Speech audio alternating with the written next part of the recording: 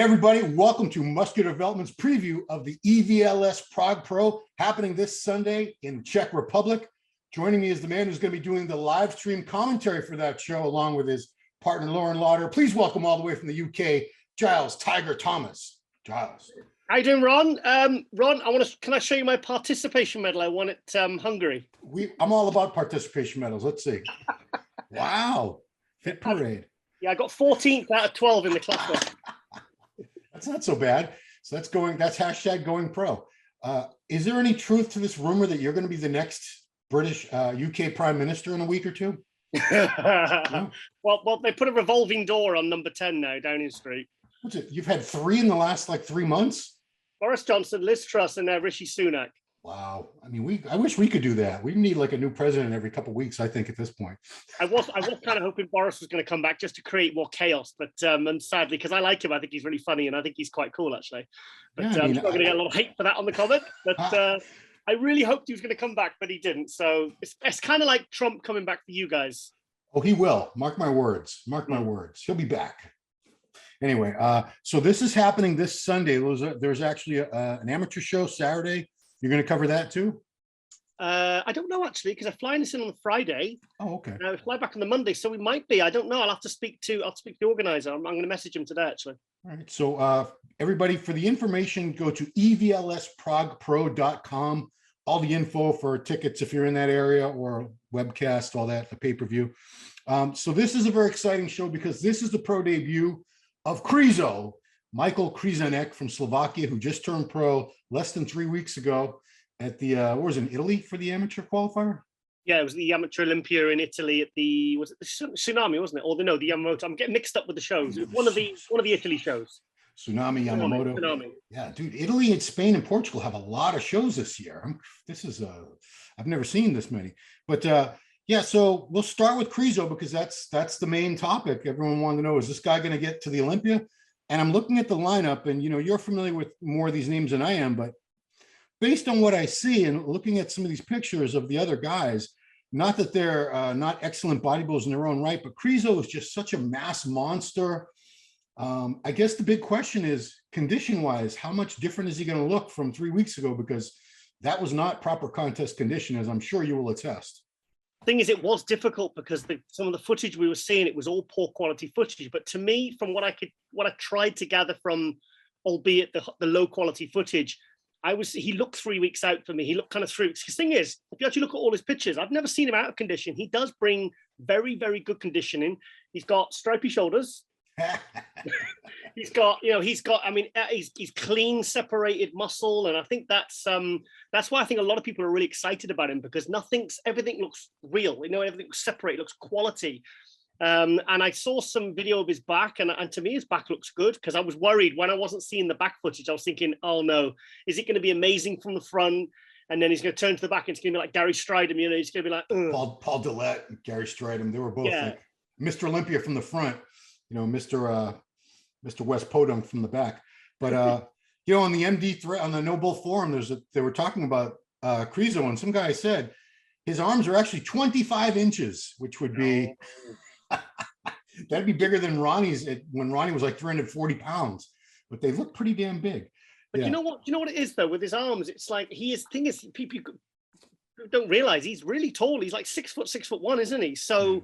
And I'm looking at the arms, and everything's kind of there, but it's all quality muscle. It's not like there's no sort of swollen triceps. Everything looks fibrous, everything looks detailed. So that's why, they're not 25 inches. I mean, they must be measuring them long or something, but I mean, his arms are absolutely incredible. Like I put in Globe Muscle, it's out tomorrow, and I brought up in the hot news, and I said, like, he's leaning on, this is one of his recent posts, and he's leaning on like a preacher bench. And I said, if you squint, it looks like a ultra shredded version of Rolly's arms. Wow, that's saying something. Because Rolly, wow. Yeah, freaky. I have a feeling this is going to come out after Global. So guys, if you haven't watched that, go back, because you had Samson Dauda and who else on this episode? That's actually the episode after.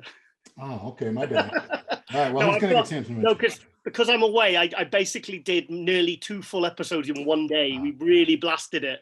Yeah, Samson's in episode 10, but in episode 9, I've actually got who I feel will be Krizo's main competition, and we can come to him in a second. Okay.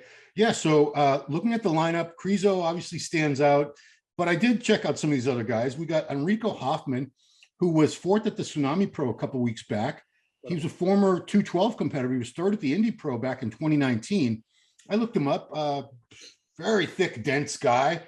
Doesn't seem to be missing any body parts. Him and Milan Shadek, to me, are the two names that stood out to me. But tell me about Enrico and what are his chances of possibly beating Krizo?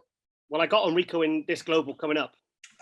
So okay. Really, really good interview. He's from Germany. Cool guy, actually. Loves Harleys. And okay. Yeah, but I honestly, because I was not, like I said to him in the interview, you can go watch it. I said, how often do we see somebody on Instagram or we see pictures and you're like, okay, he's good, but you're not really thinking this guy's going to be going into any pro show as a massive threat, like he was at the Tsunami, where, like, for me, from the back, the side, like, I thought he hung with Hollinshead and Kiriak and he beat Mark Hector. Wow. I thought he was absolutely incredible. And he kind of reminds me, I think he's got one of the best backs in the Pro League right now. It's thick, it's wide, it's detailed. He's got that kind of, and if you actually zoom in on his torso as a front relaxed I put in global, like you'd squint and think it was Branch Warren, because he hasn't quite got the legs, but the upper body, it's the thickness of the biceps. I mean, if you honestly, you look at it, you'll straight away, if you've got that keen eye, you will see that he really resembles Branch Warren. He's really thick, dense, grainy. And his back shots, I mean, go and look at the photos from the Tsunami, the back shots. I mean, the level of detail in his traps and the striations and thickness. And I mean, he was so impressive. So I think because I said, even like last week, and I said, when me and Jen, we were doing the watch party, I said, look, this guy's going to give Krizo hassle. I said, because I think the last call out is going to be between Enrico and Krizo. And I said to Enrico, and I said, no, make sure if it comes down to it, I says, you make sure you hit those back shots next to him. I said, because your back will be better. So he's gonna take Krizo from the back. From the side, he's impressive. From the front, I mean, Krizo just looks sensational. But I tell you what, I do think he's going to give Krizo a lot of hassle this weekend, and it's not going to be a cakewalk for him at all. You think if he beats Krizo, he's going to get a lot of hate because so many people want Krizo in the Olympia? Tough. Yeah, tough titty, as we say. Tough titties, yeah. Tough titty. Too bad. Yeah, but you know what? Do you know what it is? It's like you and I. Like, look, we you know, sometimes the sport can be predictable, you know. And I mean, like, people were. I mean, I wrote the article in MD. This, you know, the Krizo article, the Krizo feature, and I wrote that before he'd even turned pro. And guys like Milos and Jay Cutler and fans, a lot of fans all over the world, thousands of fans, are talking about how he's going to give Ramy hassle. Yeah. And I'm like, guys, we need to slow down because this guy has not even turned pro yet. He has yet to win a pro show. And then he's got to basically, you know, he's going to be standing with an all new level of talent that he's never faced before at the Olympia. So let's just slow down a bit and like kind of, because it's like with the Andrew Jack fans, everyone gets so ahead of themselves. Everyone gets so excited. Like Nick Walker last year, everyone's like, he's going to beat Ramy, he's going to win everything. And, you know, nearly did, in fairness. He won New York Pro and New York Pro and the Arnold. Yeah. But it's like, guys, just, you know, this guy is, because he's only, is he 32, Krizo? Yeah, I believe 32. He's, you know, he's young, you know, and if you look at him 5 years ago, he's not stopped growing yet. He's not stopped developing. But I think I kind of wish, and no disrespect to the guys, I kind of thought and expected that maybe at the last minute before the list came out, when the list came out, I honestly thought we would see like a couple of big names from America or something jumping into this, because I mean, it's not going to be an anticlimax if he wins, because he's going up against good guys. Right. But he kind of does need to win this outright. If otherwise, the expectation is going to fall very, very flat. So I just wonder why the other guys stayed away from this one. I mean, guys like Brett Wilkin doing Romania, and you'll probably get other Americans, and you know, like Behruz is jumping into Romania. Why didn't they do this one? Or why didn't they? You know, because I mean, he's yet to prove himself on a pro stage yet, and it's not an automatically conclusion that he's going to win this. So I mean, I think Enrico could have given him hassle, but you know what? Everyone will just say, everyone's going to say that they were scared of Krizo, they were afraid of Krizo. No, but I don't know. I don't know why, but I think I'm still, even if he wins, I'm still not going to be like, you know, ringing Ramy and saying, Ramy, you're in trouble, mate. You know what I mean? I still don't see that happening. You know, I just, like I said, it's you know, he's gone from one level to another level, you know, and he's still got 2 more levels to go before he really is is considered to be like a top 6 Olympia guy or someone that could win the Olympia. I think we need to slow down. Yeah. So like I said, even if he wins this, I'm not going to lose my shit, you know? Well, fans are very impatient, you know, like the Nick Walker fans, they want him, hurry up, become Mr. Olympia. Yeah. Andrew Jack fans, hurry up, become Mr. Olympia. It's like, they don't want these people to take a year or 2 or 3 to get to that level. They want it now. And I get that. That's their guy. How long did it take Rami? How long did it take Ronnie? How, you know what I mean? It's like, yeah, you get guys like Dorian and stuff who came straight in and kind of made an impact. But, you know, if you actually look at the stories of the actual greats, you know, Lee Haney was a straight in, you know, he was pretty much third and then won it and then held it for 8 years. But, you know, a lot of the greats, you know, they took years and years to get to this point. And even just to, I mean, his condition's very good, Krizo, mind. He's very, very well conditioned. He's got a very complete physique. But I mean, I think like Andrew Jacked, I think I'll be more excited in maybe about a year's time. Okay, fair enough. I'll be talking to Andrew later today, so I'll tell him you said that. So another great guy from the Czech Republic, Milan Šádek, who was just 5th at the Tsunami Pro a couple weeks back. Last year, he was 6th place at both the Romania Muscle Fest and the Yamamoto Cup. Milan, former 212 guy, very good, very balanced physique. Size-wise, obviously Krizo is going to give him trouble. Enrico is a thicker guy, but Milan very, very well balanced and usually in excellent condition. So I see him as a first call-out guy for sure. Yeah, he's kind of fitting into my 3rd place at the moment. I think Enrico will beat him again. For me, see, I'm probably I feel bad for saying this, but like 5 years ago, he was 5th in the 212 Olympia. And then he jumped into open and he does well. He makes top 5s and he's made top 3s.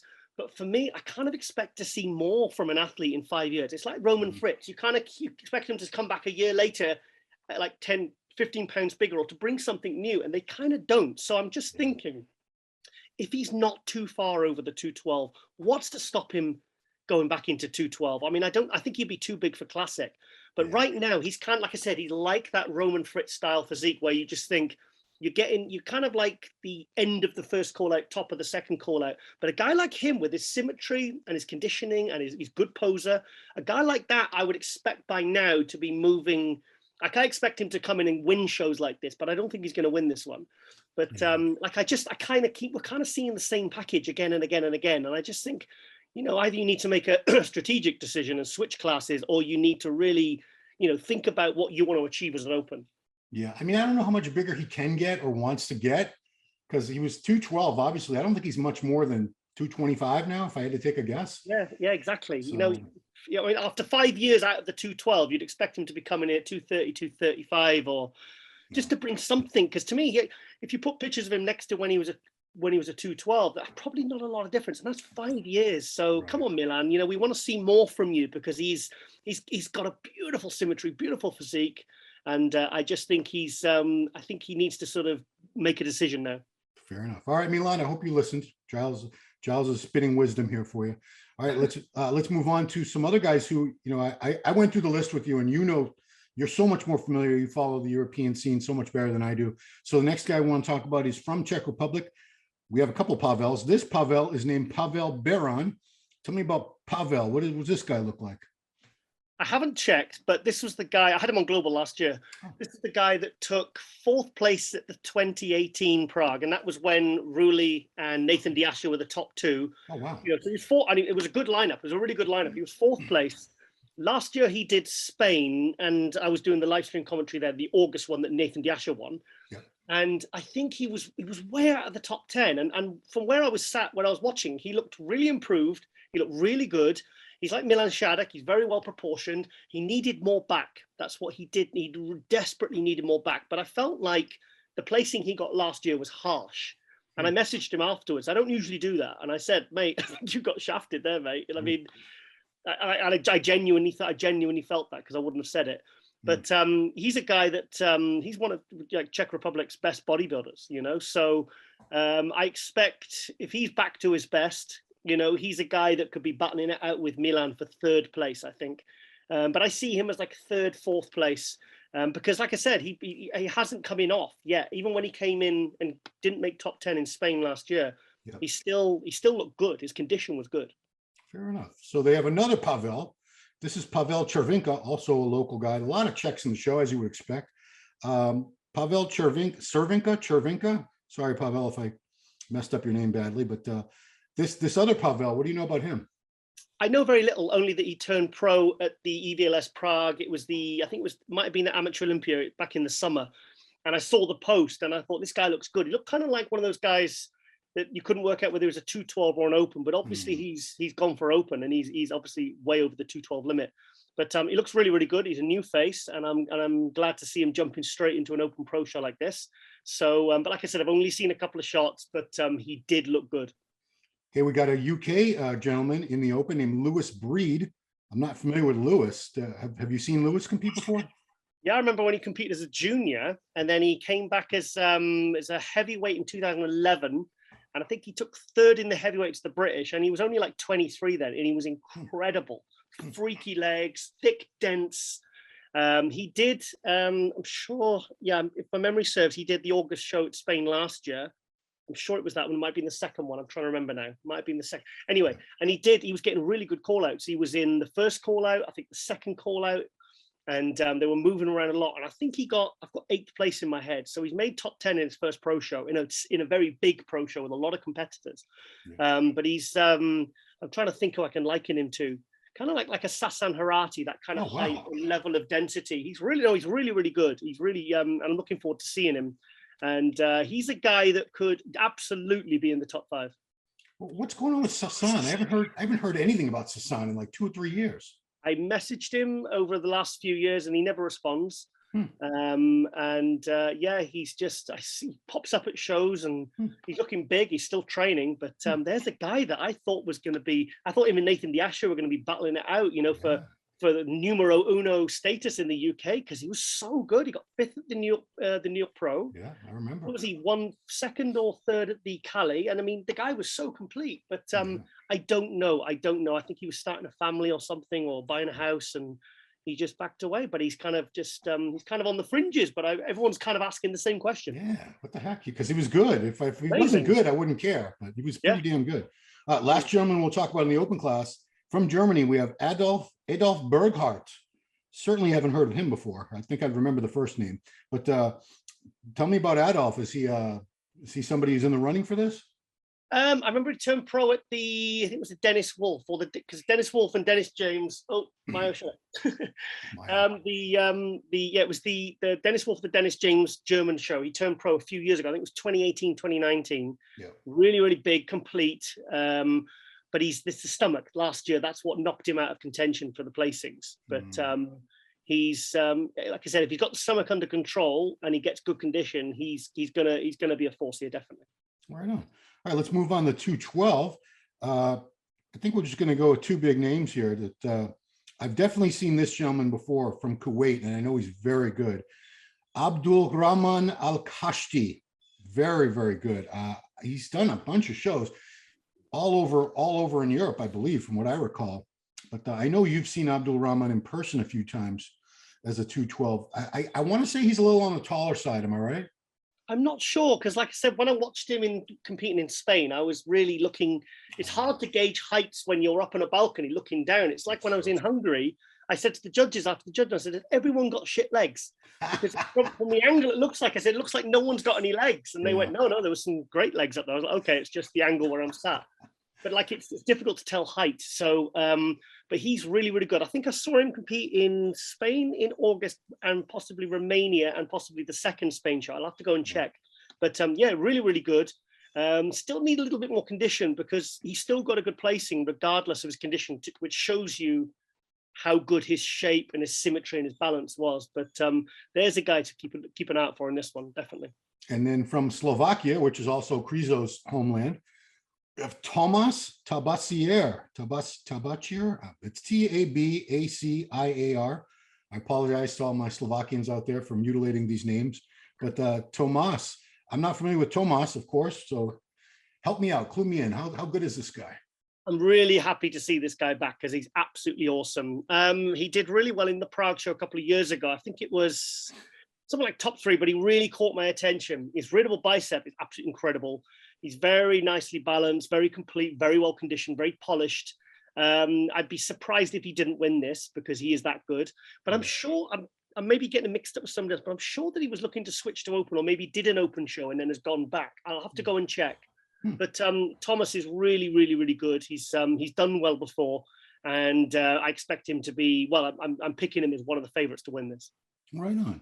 Okay. And then we have Italy's Daniel Stico, who was second at the Mr. Big Evolution in Portugal. So also a very, very balanced physique. I think he has a I thought he should have won Portugal. Really? Okay. Yeah. Yeah. And I mean, Dean White was in that one. And I thought it was very close between him and Dean White. But Daniel Stico is one of these guys. He's on the up now, and he's really short. I mean, he looks super like short, almost like Sean Corrida short. Oh, boy. But he's he's got fantastic arms, really thick, chunky muscle, nice presentation, kind of good aesthetics as well for a short, thick, chunky guy, which I like to see.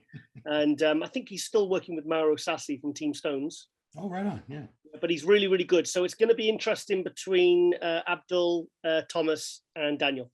You know, chunky here in the US is like fat. No, he's not fat.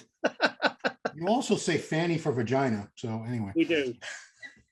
We do a whole show about Brit slang. We should do that one time. We should, yeah. So you're going to be doing the live stream Sunday all day. Yep. I believe let's see, you're 5 hours ahead of East Coast, the US. What's Czech Republic, like 6 or 7 hours ahead? 6. It'll be what? Yeah, I think it's 1 hour ahead of UK. So we'll be 6 hours ahead of EST. Okay. Well, somehow we're hoping you can give us a little bit of coverage. I know you're going to be very, very busy, but my dream, my wish list, what do you think if I could get any coverage from you, what do you think I would want? Krizo interview and a wrap up live. I am doing a live wrap up with Jen because you're away. Yeah. Okay. So I'm doing a live wrap up. I don't know whether we're doing 1 or 2, but I'm definitely going to commit to 1 after the finals. So Jen's going to have me ready, and we're going to do a live wrap up. So I'm going to literally be there on stage, literally in the booth where I'm sat. I don't know where they're going to put me, because I like to be sat literally next to the judges because you get a better view, but sometimes it can be too noisy. Yeah. So it'd be interesting to see where they're going to put me. But yeah, we'll be doing that. And I have spoke because I really want to get Krizo on global. So I'm working on that at the moment as well. Does he speak English? I know I should know that, but I've never seen him speak English in any of the videos. I'm assuming no. Okay.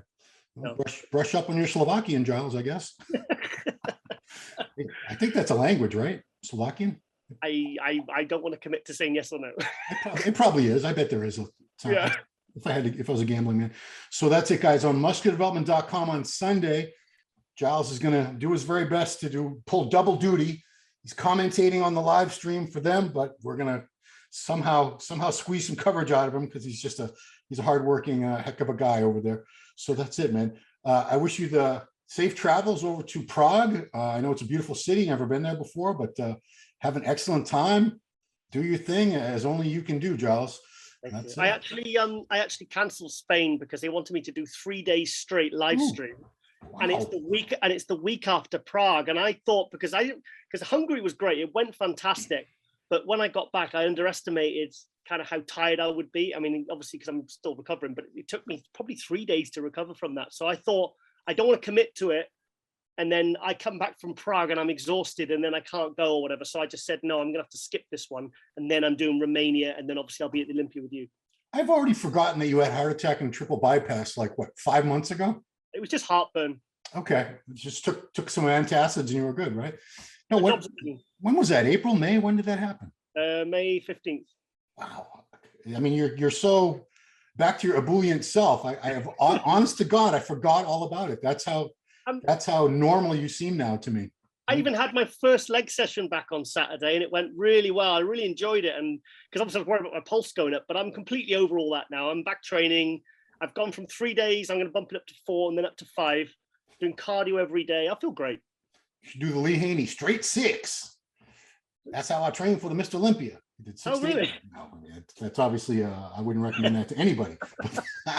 Unless you're Lee Haney back in the 1980s. Wow. So that's it, guys. Check it out. If you want to get the live stream for that, I'm sure they have all the info on EVLS Prague Pro.com. You can see Giles Lauren's going to be doing some commentary on the women's divisions with you? I need her for the women's divisions, and I'm probably gonna actually like tie her to the chair so she helps me with the men's as well, because I can do it by myself, but it's easier when I've got somebody to talk to or bounce off. Do you know what I mean? Even if she's just kind of, you know, because she'll ask me questions, she'll say, okay, what do you think? And it works really, really well. So I'm hoping she's going to stay with me and then help me all day. Oh yeah, I mean, it's when we're at the shows, I've done them by myself, the wrap-ups and all that. It's miserable.